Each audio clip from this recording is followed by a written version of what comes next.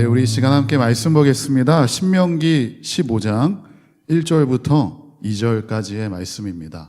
신명기 15장 1절부터 2절까지의 말씀입니다.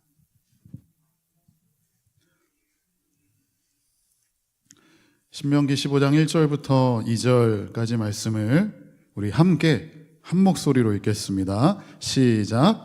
매 7년 끝에는 면제하라. 면제의 규례는 이러하니라. 그의 이웃에게 구워준 모든 체주는 그것을 면제하고 그의 이웃에게나 그 형제에게 독촉하지 말지니 이는 여호와를 위하여. 아멘. 네, 오늘은 내 것이 아니다라는 제목으로 함께 말씀 나누고 있습니다. 강원도 고성에 가면 그렇게 위로 쭉쭉 올라가면 통일전망대가 있습니다. 통일전망대에 가면 뭐가 보이냐면 북한이 보입니다. 굉장히 가깝습니다. 한 수십 킬로, 몇 킬로만 가면 바로 북한이 보이고 금강산도 보입니다. 좀 마음이 이렇게 오묘하더라고요. 가까이 있는데 갈 수 없고 고작 이 수십 킬로미터의 차이로 한쪽은 자유민주주의로 자유를 누리고 있고 종교의 자유를 누리고 있지만 저 북한 땅은 공산주의 아래에서 신음하고 있고 종교의 핍박을 받고 있고 참 어렵고 힘든 삶을 살아가는 저 북한 땅을 바라보는데 가까이 있지만 갈 수 없고 가까이 있지만 전혀 다른 삶을 사는 모습들을 보면서 굉장히 마음 한켠이 오묘하고 이상했습니다. 아마 오늘 본문에 나타난 모세의 마음이 좀 그럴 것 같아요.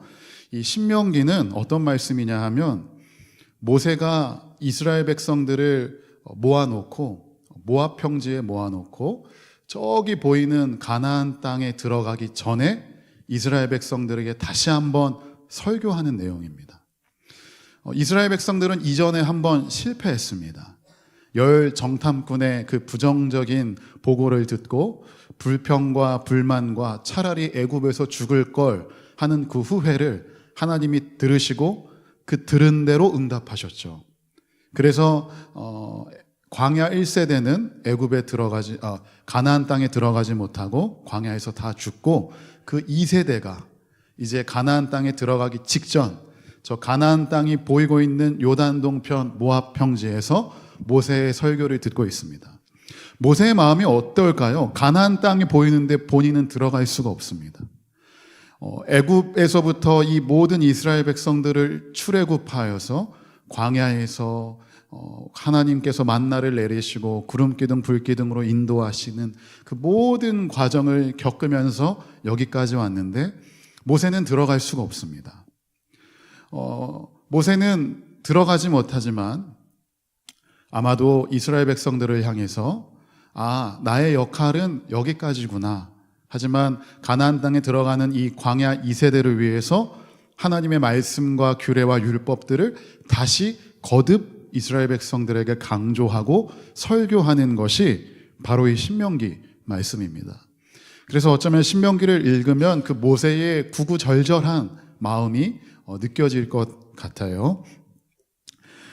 이제 여러 가지 율법과 규례들이 이 신명기 안에 쭉 나옵니다. 근데 아주 이상한 법 하나를 우리는 마주하게 됩니다. 굉장히 불편하고 굉장히 이상하고 굉장히 합리적이지 않은 법 하나를 마주하게 되는데 그 법이 오늘 본문입니다.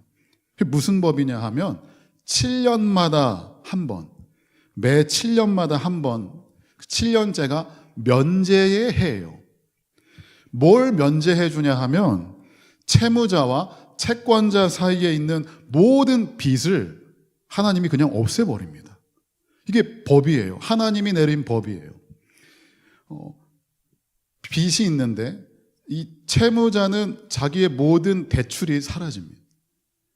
오케이, 이건 너무 좋다. 이건 하나님이 불쌍히 여기셔서 은혜 베푸시는 법이다. 근데 채권자 입장에서 돈 빌려줬는데 못 받아요. 하나님이 받지 말래요. 여러분, 이거 완전 깡패 같은 법 아닙니까? 하나님 깡패예요. 아니, 어떻게 이 빚을 다 없애줍니까? 하나님이 의도적으로 이 법을 만듭니다. 왜냐하면 이 법은 경제 법칙이 아니라 신앙 고백이기 때문에 그렇습니다. 그래서 오늘 이 채무자 입장에서 이 법을 한번 살펴보고 채권자 입장에서 이 법을 한번 보도록 하겠습니다. 먼저 채무자의 자리에 서 봅시다. 여러분 다 대출이 있으시죠? 아마 빚이 있을 겁니다. 뭐 주택, 집을 사기 위해서 대출을 받았을 수도 있고, 생활이 어려워서 마통이라고 하죠. 마이너스 통장을 만드셨을 수도 있고, 아마도 누구나가 다 이런저런 빚이 있습니다. 학생들은 뭐가 있죠? 학자금 대출, 학교 다니기 위해서 등록금을 대출받기도 하고, 자동차를 살 때에 할부로 사서 매달 그 자동차 할부금의 이자를 더해서 갚아 나가기도 합니다. 아마 여기에 성도님들도 대부분 크고 작은 빚이 있을 것입니다. 빚진 사람은 단순히 빚을 갚는다, 그냥 빚이 있다, 이 의미가 아닙니다. 빚이 있다는 건 빚에 매여 있고 묶여 있다는 뜻입니다.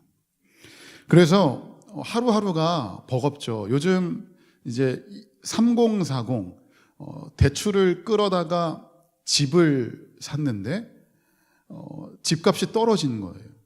그러니까 집값이 안 올라요. 투자를 목적으로 집을 샀는데 이자 갚기가 너무 버겁죠. 막 이자가 200만 원, 막 300만 원 되는 거예요. 그러면 이 한 가정이 그 빚을 갚아 나가는 게 너무너무 버겁습니다. 힘듭니다. 때로는 자존감이 무너지고 미래가 보이지 않죠. 갚기 위해 애쓰지만 애쓸수록 이 빚의 숫자는 너무너무 선명해지고 올라갑니다. 여기 교회 옆에 CU 편의점 혹시 아시죠? 그 CU 편의점 맞은편에 7층짜리 빌딩이 하나 있어요. 여러분 혹시 보셨는지 모르겠는데 그 문성골 맛집 옆에 7층짜리 꼬마 빌딩이 있습니다. 근데 여러분 가만 보시면 거기 1층부터 7층까지 다 비어 있습니다. 지어진 이래로 1층이 잠깐 배달 전문점이었던 적 빼고 지금까지 단 한 번도 2층부터 7층까지 누군가 들어온 적이 단 한 번도 없습니다. 하루는 그 빌딩의 주인이 저한테 연락이 왔어요. 잠깐 만나자고. 그래서 만났더니 목사님, 혹시 교회에서 이 건물을 매입할 의사가 없으십니까? 왜냐하면 이분이 매달 이자가 1,000만 원이 넘어가는 거예요. 여러분 생각해 보세요. 7층짜리 빌딩을 지었는데 이 빌딩에 월세를 받아서 그것들을 갚아 나가야 되는데 아무도 안 들어오니까 이 빚을 갚기가 너무 버거운 거예요. 그러니까 울며 겨자 먹기로 교회까지 연락이 왔어요. 혹시 매입할 계획이 없으시냐? 계획이 없습니다. 그러면 여기 한 층, 2층, 뭐 2층이라도 들어올 생각이 없으시냐? 아직은 없습니다. 혹시나 들어가게 되면 연락을 드리겠습니다. 그 빌딩의 주인의 그 간절함, 이 빚을 갚아 나가기가 너무 버거운 그 표정이 아직도 눈에 선명합니다. 이처럼 빚이 있다는 건 이렇게 매여 있고 포로가 되는 거예요. 2금융, 3금융에서 대출 받으면 여러분 불법 이자가 엄청나죠. 한 달만 지나도 이자가 원금보다 비싸집니다. 막 기하급수적으로 늘어납니다. 그래서 막 집에 찾아와서 협박하고 가족으로 협박하고 막 때리고 막 다 뺏어가고 한 사람의 인생을 그냥 망가뜨립니다. 무엇이요? 빚이. 대출이 인생을 망가뜨릴 정도로 이 빚은 우리를 매여 있게 하고 포로 만듭니다. 그런데 하나님이 이 7년째마다 이 빚을 다 없애버리는 거예요. 이것이 무엇입니까? 이건 단순한 행정적 조치, 이제 빚이 없다 이게 아니고 존재를 회복시키는 선언입니다. 너는 실패자가 아니야. 너는 버려진 자가 아니야. 빚 때문에 인생의 코너로 몰려가고 극한으로 치닫지만 하나님이 이 법으로 그들을 구제해 주면서 끝까지 내가 너를 책임질게. 너는 더 이상 빚에 매여 있지 않아. 너의 주인은 채권자가 아니고 너의 주인은 돈을 빌려준 사람이 아니고 나 하나님이야. 그래서 내가 너에게 은혜를 베풀어 줄게. 이것이 바로 하나님이 이 법을 통해서 채무자에게 말씀하시고자 하는 선언입니다. 여러분, 우리도 다 빚진 자였습니다. 우리도 다 대출이 있었어요. 그것이 무엇이냐? 죄에 대한 빚이 있었습니다. 그 죄에 대한 빚이 우리를 포로되게 만들고 딱 꽉 쥐고 있고 자유하지 못하게 만들었죠. 죄가 우리의 주인이 되어서 우리는 죄에 끌려다녔습니다. 그런데 하나님이 아무 조건 없이 은혜로 우리를 구원하셨습니다. 여러분, 재밌는 건 성경에서 빚이라는 단어와 죄라는 단어의 원어가 똑같습니다. 주기도문에서도 보면 우리가 우리에게 죄 지은 자를 사하여 준 것 같이 우리 죄를 사하여 주시옵고, 여기에서 말하는 죄가 영어로 빚입니다. 빚. 그러니까 우리는 다 빚이 있었어요. 그 무거운 빚이 있었는데 희망이 보이지 않고 내일이 보이지 않고 죽음 가운데에 절망 가운데 있었는데 하나님이 무조건적인 은혜로 예수 그리스도의 피로 우리를 사셨습니다. 그래서 우리는 빚이 없어요. 은혜로 자유하게 되었습니다. 내일이 보이고 소망이 보이고 영원한 생명을 얻었습니다. 여러분, 우리는 갚을 수 없는 죄의 채무자였지만 아무리 노력해도 해결할 수 없고 그 어떤 것으로도 이 죄의 문제를 해결할 수 없었지만 예수님이 십자가의 죽으심으로 피값 주고 우리를 사셨습니다. 그래서 우리는 예배 자리 앞에 나와 나는 주님의 은혜로 나의 모든 빚이 탕감받았구나, 모든 죄가 해결받았구나, 그것을 확인하고 그 은혜에 감격하는 자리가 바로 이 예배의 자리입니다.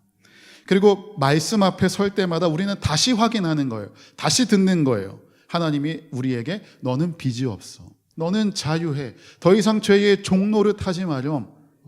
우리가 말씀 앞에 설 때에 하나님이 우리에게 자꾸만 확인시켜 주시는 것입니다. 그런데 이 감격이 사라지잖아요. 이 은혜가 사라지면 그때부터 신앙은 의무가 됩니다. 자유가 사라진 신앙은 곧 율법이 됩니다. 여러분, 예수께서 자신의 목숨을 내어주시고 우리를 자유하게 하셨습니다. 이 사실을 믿으십니까? 그러므로 우리는 죄로부터 자유합니다. 더 이상 죄에 묶여있지 마십시오. 죄로부터 자유하십시오. 영원한 생명을 얻은 자로서 자유하게 주님과 함께 우리에게 주어진 길을 걸어갈 수 있게 되기를 주님의 이름으로 축복합니다. 문제는 채권자예요. 채무자야. 빚 없어. 그럼 만세. 우리 너 대출 내가 다 갚아줄게. 너무 좋다. 근데 문제는 채권자예요. 돈을 빌려줬는데 못 받아요. 그럼 억울하지 않으세요? 여러분, 함부로 돈 빌려주지 말라고 하잖아요. 친구 사이에도 돈 빌려줬다가 그 관계가 깨어지는 경우 너무 많죠. 최근에 뉴스 보니까 개모임에서 누가 돈 들고 튀었대요. 난리가 나는 거예요. 이 돈, 특히 관계 가운데 돈 때문에 관계가 막 깨집니다. 빌려줬다가 못 받고, 빌려줬는데 오히려 빌려준 사람이 아쉬운 소리 해야 돼요. 근데 오늘 말씀에서 그 빌려준 돈을 하나님이 받지 마. 여러분, 이것만큼 폭력적인 법이 어디 있습니까? 너 받지 마. 너가 빌려준 돈, 땅, 이제부터 내가 없다고 선언한 거예요. 채권자 입장에서 이건 너무 깡패 같은 하나님, 깡패 같은 법입니다. 그들은 돈을 빌려주고 기다렸을 거예요. 언젠간 돌려받겠지. 언젠간 그 사람이 갚겠지. 기다렸을 텐데 하나님이 그 빚 받지 마라. 이건 시험입니다. 믿음의 시험이에요. 여기에서 여러분, 채권자가 포기해야 하는 건 돈이 아닙니다. 땅이 아닙니다. 바로 소유권입니다. 하나님이 이 법을 통해 분명하게 질문하는 거예요. 이스라엘에게 질문하는 거예요. 가나안 땅에 입성을 앞둔 이스라엘 백성에게 질문하는 거예요. 이 가나안 땅, 너희들이 은혜로 애굽에서부터 여기까지 온 게 그저 은혜로 아무 조건 없이 하나님께서 구원하셨고 여기까지 인도하셨고 이제 젖과 꿀이 흐르는 가나안 땅으로 입성할 텐데, 그 가나안 땅, 이제 너희들이 분배받아 살 텐데 저 가나안 땅 누구의 것이냐? 이스라엘의 것이냐? 나의 것이냐? 하나님이 그걸 이스라엘 백성들에게 묻는 거예요. 저 땅 누구의 것이냐? 그리고 너의 소유 누구의 소유냐? 너의 생명, 너의 시간, 너의 돈, 너가 빌려준 그 돈까지도, 그 빚까지도 누구의 것이냐? 너의 것이 아니고 바로 나의 것이다 라고 하는 이 소유권의 선언입니다. 여러분, 가나안 땅은 이스라엘의 것입니까? 하나님의 것입니까? 하나님의 것이에요. 그저 그들에게 은혜로 주셨고 그냥 12지파가 땅을 배분받아서 받은 겁니다. 원래부터 하나님의 것이었고 하나님이 이스라엘 백성들에게 맡기신 거예요. 왜 하나님이 그들에게 맡기시는가? 왜 하나님의 소유권, 하나님의 것을 우리에게 맡기셨는가? 그것이 신명기 31장 13절에 나와 있는데, 이 구절이 하나님이 이 모든 말씀의 목적을 이렇게 말씀하시는 겁니다. 우리 함께 읽을까요? 시작. 또 너희가 요단을 건너가서 차지할 땅에 거주할 동안에 이 말씀을 알지 못하는 그들의 자녀에게 듣고 내 하나님 여호와 경외하기를 배우게 할지니라. 아멘. 왜 이 법을 주셨습니까? 왜 모든 빛을 탕감하십니까? 그 법을 통해서 하나님을 경외하는 것. 여기서 경외는 하나님 앞에 두려워서 벌벌벌 떠는 것이 아니라 하나님의 주권을 인정하는 태도입니다. 여러분, 우리는 너무 쉽게 착각합니다. 내 시간은 내 거, 내 돈 내 거, 내 인생 내 거. 그래서 내가 결정하고 내 마음대로 사용합니다. 착각합니다. 그러나 복음은 말하죠. 너의 인생은 너의 것이 아니고 예수의 핏값 주고 사신 주님의 것이다 라고 말하는 것이 바로 복음입니다. 그래서 여러분, 우리는 우리 자신의 주인이 아닙니다. 내 돈의 주인은 내가 아닙니다. 내 시간의 주인은 내가 아닙니다. 그래서 우리가 헌신 딱 그러면, 헌신이라는 단어 딱 들으면 착각하는 게 나의 것에서 일부를 떼어서 주님께 드린다라고 생각합니다. 헌금, 내 돈에서 일부를 떼어서 하나님께 드린다. 우리가 왜 11조가 어렵습니까? 내 돈을 내 거라고 착각하기 때문에 어려운 거예요. 너무 아까운 거예요. 내가 열심히 일하고 피땀 흘려서 그 번 생명 같은 돈, 내 돈, 여기에서 11조를 떼려니까 손이 벌벌벌 떨리는 거예요. 내 돈이니까. 여러분, 내 시간에서 일부를 떼어서 하나님께 드린다. 아까운 거예요. 쉬는 것도 모자라. 쉬어야 되는데 내 시간이 부족한데 내 시간에서 떼어서 하나님께 드린다? 아까운 겁니다. 여러분, 아닙니다. 원래 주님의 것입니다. 나의 모든 물질, 나의 시간, 심지어 내 생명도 주님의 것입니다.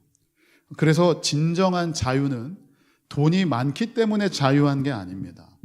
경제적 자유를 얻고 시간적 자유를 얻는 게 자유가 아니라 나의 모든 소유를 내려놓고 나의 주권을 하나님께 맡길 때에 우리는 진짜 자유를 얻게 될 줄로 믿습니다.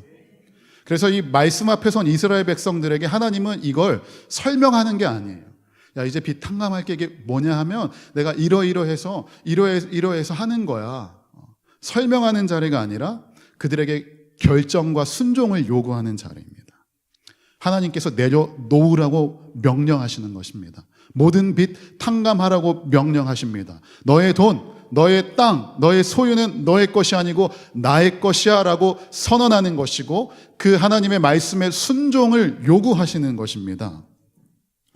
여러분, 하나님이 내려놓으라 하시는 것이 있다면 내려놓을 수 있는 믿음과 결단이 우리 모두에게 있기를 주님의 이름으로 축복합니다. 원래 내 것이 아니기 때문입니다. 순종하라 하시는 것이 있다면 순종해야 합니다. 어저께 이 설교를 준비하고 있는데 카톡이 하나 왔어요. 우리 중부지방의 목사님 중에 한 분의 아버지가 이 심혈관의 문제로 쓰러지셨어요. 조금만 늦어도 생명의 위험이 있었을 텐데 다행히 빨리 병원에 가서 조치를 받으시고 그 스탠스 시술인가요? 그 시술을 받고 중환자실에 계신 거예요. 근데 문제가 있어요. 이 보험이 없으신 거예요. 그러니까 이 수술비가 막 1,500만 원인데 돈이 없는 거예요. 그래서 우리 목사님들한테 카톡이 왔어요. 우리 목사님들이 십시일반 돈을 모아서 우리 목사님을 도와줍시다. 딱 그 카톡을 받고 고민이 되는 거예요. 십시일반? 얼마를 보내야 되지? 그리고 저의 통장 어플을 딱 켰습니다. 저희 전 재산이 통장에 딱 50만 원이 있었어요. 얼마를 보내야 되지? 저는 개인적으로 한 10만 원 보내면 되지 않을까? 아닌가? 30만 원. 오케이, 30만 원 보내야겠다 했는데 제가 이 설교를 준비 중이었잖아요. 하나님이 자꾸 말씀해, 그 돈 네 거 아니다. 그 돈 네 거 아니다. 그 돈 네 거 아니야. 자꾸 마음에 그 말씀해 주시는 거예요.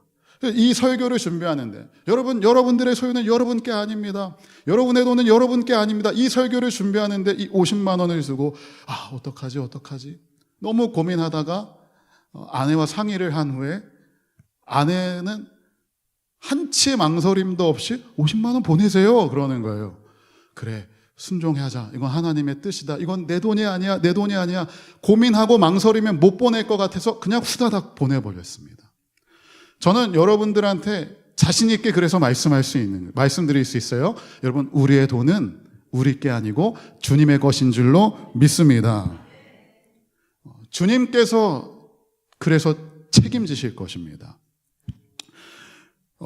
우리의 삶을 드릴 때, 나의 시간과 생명과 물질을 하나님께 드릴 때, 나의 소유권을 하나님 손에 맡겨드릴 때 하나님의 역사하심을 경험하게 될 줄로 믿습니다. 그래서 여러분, 헌신, 내가 주님께 드리는 것은 추가로 드리는 게 아니고 오히려 회복입니다. 이미 하나님의 것을, 나의 삶이 하나님의 것인데 원래의 하나님의 것을 하나님께 돌려드리는 것입니다. 채권자가 이 빚을 포기할 수 있는 이유, 땅을 빌려주고 돈을 빌려줬는데 포기할 수 있는 이유는 단 하나, 그것이 원래 내 것이 아니고 하나님의 것, 하나님이 나에게 맡기셨고 하나님이 거두어 가셨을 뿐입니다. 그래서 여러분, 헌신은 결코 손해보는 결단이 아닙니다. 헌신하면 손해보는 것 같죠. 내 돈을 더 드려야 되고, 내 시간 쉬어야 되고, 놀아야 되고, 안 그래도 일하고 남는 시간 쉬어야 되는데 그 시간에서 주님께 드려야 되는 것 아까운 것 같고 떼어서 드리는 것 같지만, 여러분, 손해보는 결단이 아니고 내가 주님께 헌신하는 것 드릴 때에 나의 주인이 누구인가 다시 한 번 더 확인하고 다시 바로 세우는 고백인 줄로 믿습니다. 우리는 이런 말이 익숙하죠. 내 시간입니다. 내 형편입니다. 나중에 여유가 생기면 드리겠습니다. 헌신하십시오. 봉사하십시오. 목사님, 지금 이런 문제가 있습니다. 이런 경제적인 어려움이 있습니다. 이런 육신의 질병이 있습니다. 이거 해결되면 드리겠습니다. 근데 면제의 해가 우리에게 묻죠. 그거 네 것이 맞니? 그 시간 네 것이 맞니? 그 물질 네 것이 맞니? 라고 우리에게 묻습니다. 하나님이 포기하라 하시는 것을 붙잡고 있는 이유는 그게 소중해서가 아니고 그것이 나의 주권이라고 착각하기 때문입니다.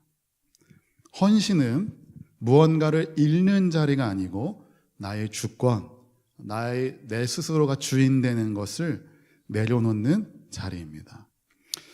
채권자가 빚을 포기하는 순간 어떤 일이 일어날까요? 이렇게 고백하는 겁니다. 자기의 빚, 내가 돈 빌려주고 땅 빌려줬는데 받지 못하는 거 너무 비합리적이죠. 폭력적이죠. 억울하죠.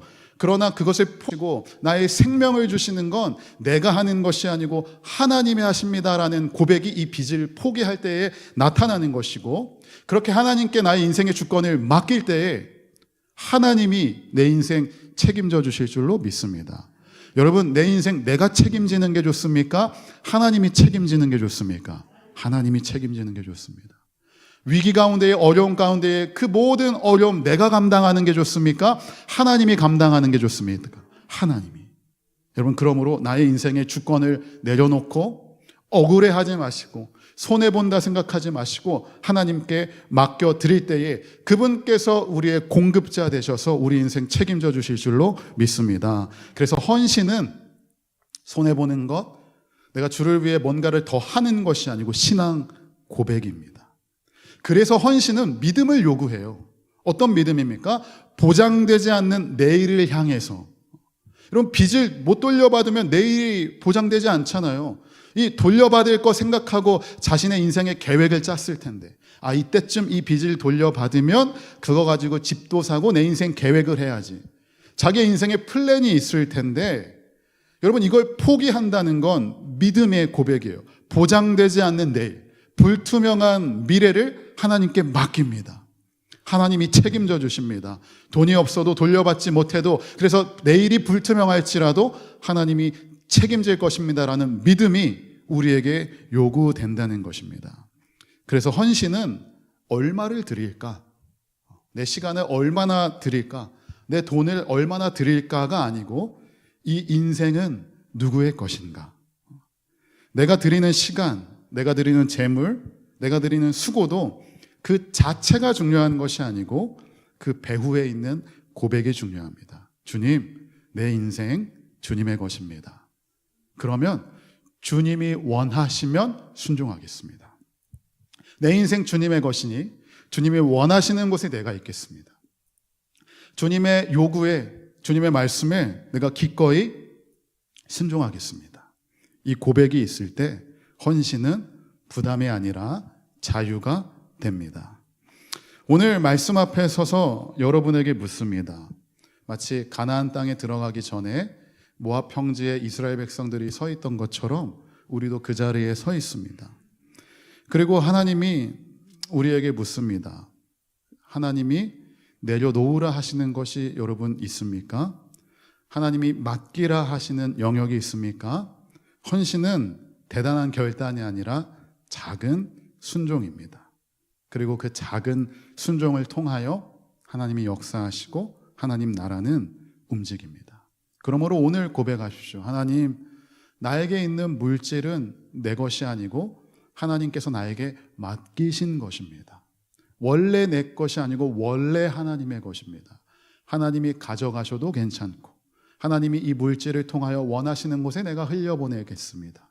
그 고백이 우리에게 있어야 합니다. 하나님, 나의 시간, 주말에 쉬고 싶고 집안에 누워있고 싶지만 나의 시간 주님의 것이니 주님이 원하시면 나의 시간을 주님께 드리겠습니다. 나의 봉사를 주님께 드리겠습니다. 주를 위해 더 헌신하겠습니다. 이 고백이 우리에게 있어야 합니다. 더 나아가 우리의 자녀, 여러분의 자녀입니까? 하나님의 자녀입니까? 하나님의 자녀입니다. 그러면 내 자녀에게 있는 문제 내가 책임집니까? 하나님이 책임집니까? 하나님이 책임집니다. 걱정하지 마십시오. 나의 자녀를 하나님께 맡기고 하나님의 인도하심을 붙드는 것입니다.